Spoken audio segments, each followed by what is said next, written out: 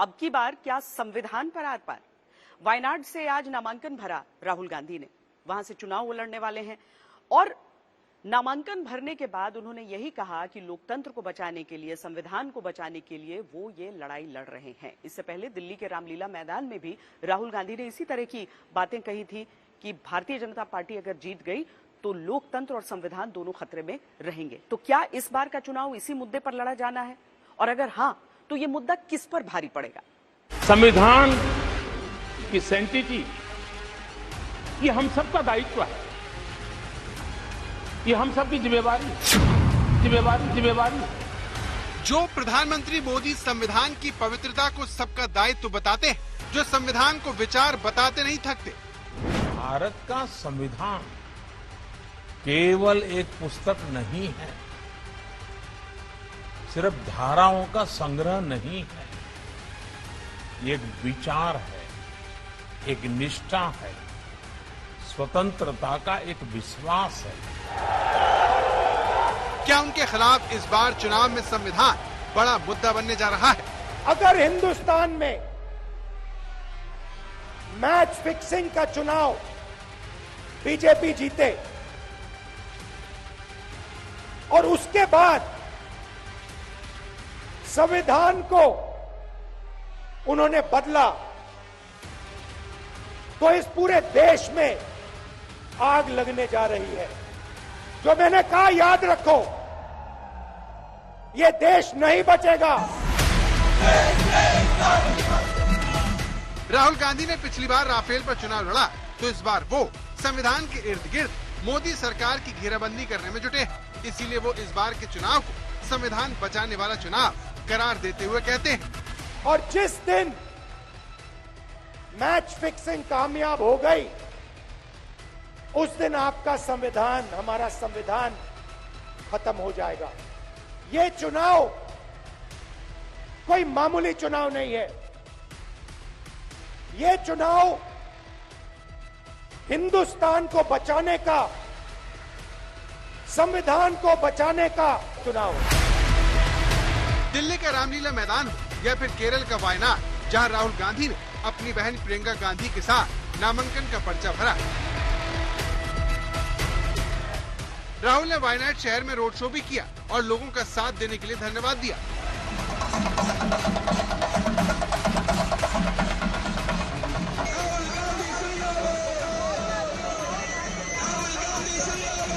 लेकिन पत्रकारों से अपनी करीब 2 मिनट की बातचीत में रोड शो में हंसने मुस्कुराने वाले राहुल गांधी संविधान को लेकर अपनी चेतावनी देते हुए एक बार फिर गंभीर हो गए।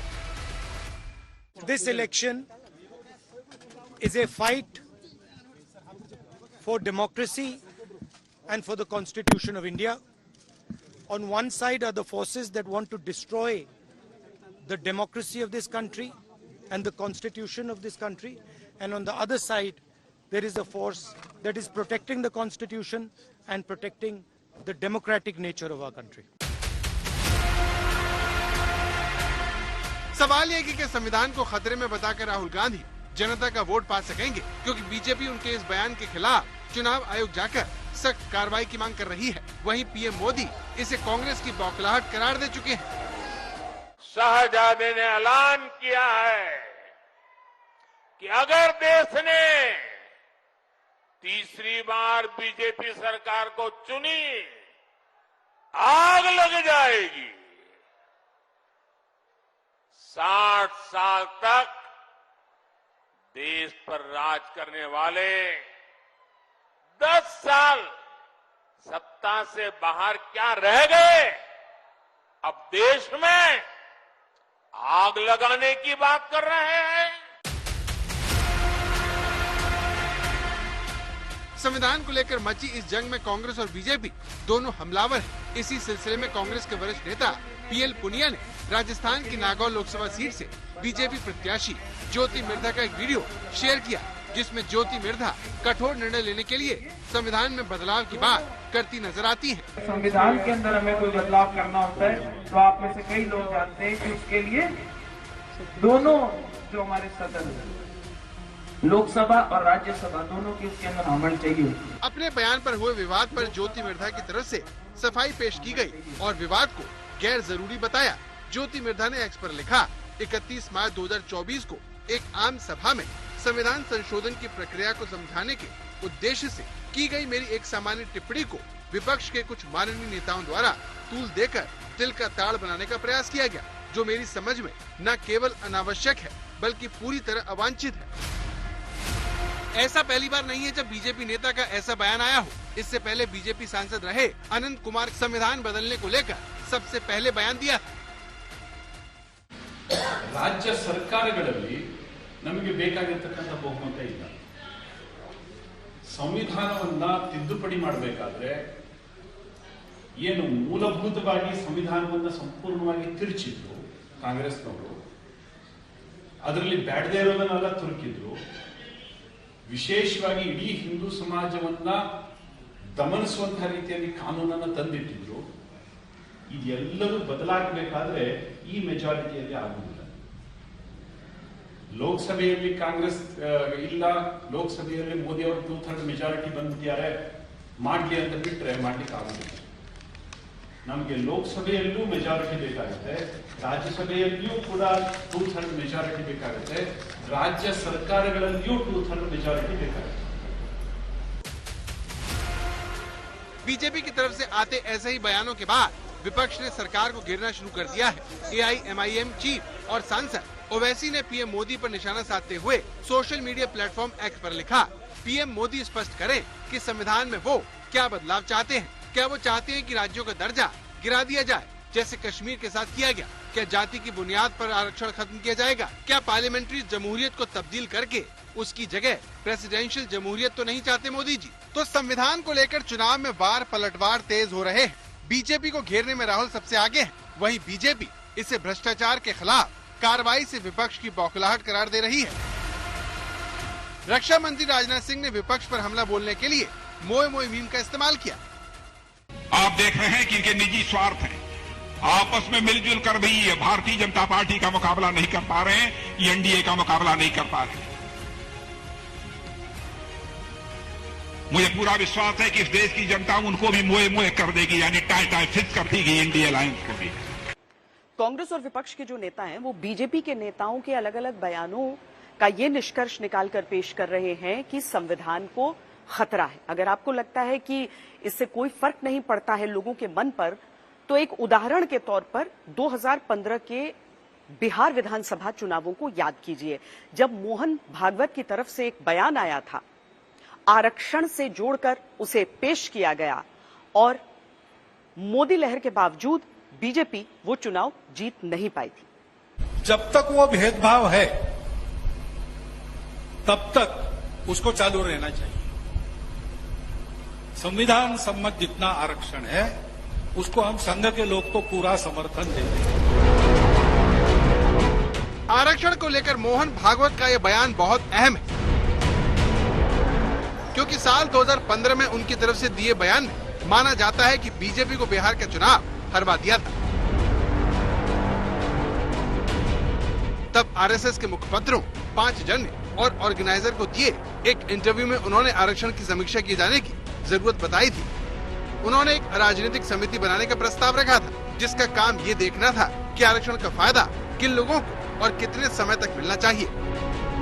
उनके इस बयान के ठीक बाद बिहार विधानसभा के चुनाव हुए। लालू प्रसाद यादव की पार्टी आरजेडी ने इसे बड़ा मुद्दा बना लिया और कहा था कि संघ आरक्षण को खत्म करना चाहता है। इसमें ये है उनके गुरु, और इसमें आरक्षण के खिलाफ लिखा जो इम्प्लीमेंट कर रहे हैं मोहन भागवत। ये मोहन भागवत अकेले नहीं है, he is a spokes person, he is a supreme command of the BJP main. तो उस एजेंडा को ये लागू करना चाहते हैं। अब मन की जो बात थी ये निकल गई और एकदम आग जैसा फैल गया है पूरा बिहार में। और किसी भी कीमत पर मोहन भागवत हो या कोई हो, अगर हमारे पिछड़ों के दलितों के रिजर्वेशन को छेड़छाड़ किया तो आप समझ लेना कि हम चढ़ जाएंगे, सूली पर चढ़ जाएंगे, लेकिन हम ईंट से ईंट बजा देंगे। कई राजनीतिक जानकारों का मानना है कि उस चुनाव में बीजेपी की हार में इस बयान की भी भूमिका थी, और वो ये कहते हैं कि इस गलती से बीजेपी ने सबक भी सीखा। ये बाबा साहब आंबेडकर की ऊंचाई थी कि जीवन भर झेला, लेकिन संविधान में कहीं पर वो बदले का भाव नहीं।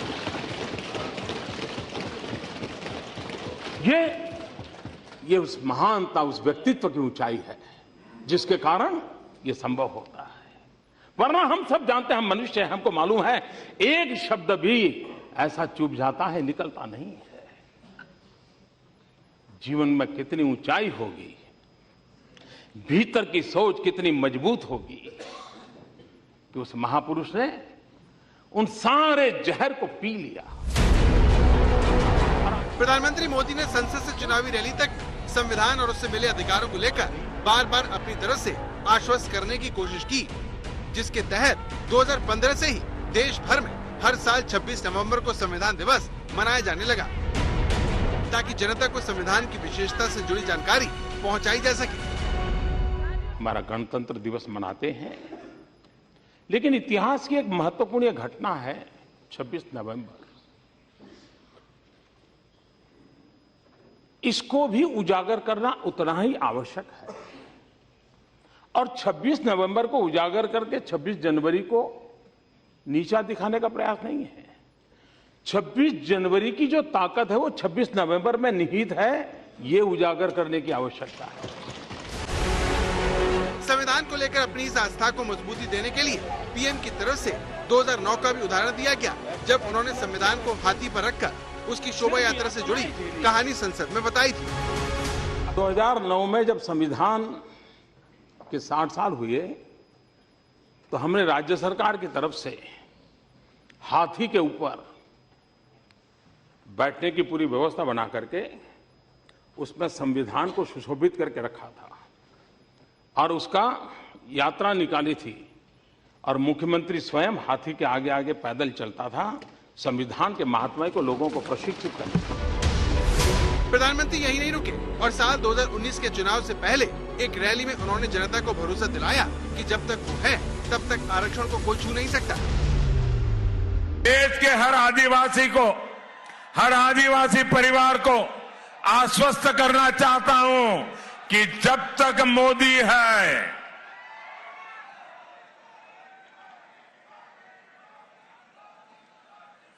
जब तक मोदी है, तब तक बाबा साहब आंबेडकर ने जो आरक्षण दिया है, उस आरक्षण पर कभी कोई आंच आने वाली नहीं है। तो चाहे आरक्षण पर जनता को भरोसा देना हो, संविधान दिवस मनाने की शुरुआत करनी हो, या फिर भारतीय संविधान अनकही कहानी बुक लॉन्च करनी हो, पीएम मोदी की कोशिश है कि किसी भी तरह से संविधान को लेकर विपक्ष के दावों को मजबूती ना मिले। भारत जैसा देश, विविधताओं से भरा हुआ देश, हम सबको बांधने की ताकत संविधान में है, हम सबको बढ़ाने की ताकत संविधान में है, और इसलिए समय की मांग है कि हम संविधान की सैंक्टिटी, संविधान की शक्ति और संविधान में निहित बातों से जन जन को परिचित कराने का एक निरंतर प्रयास करें।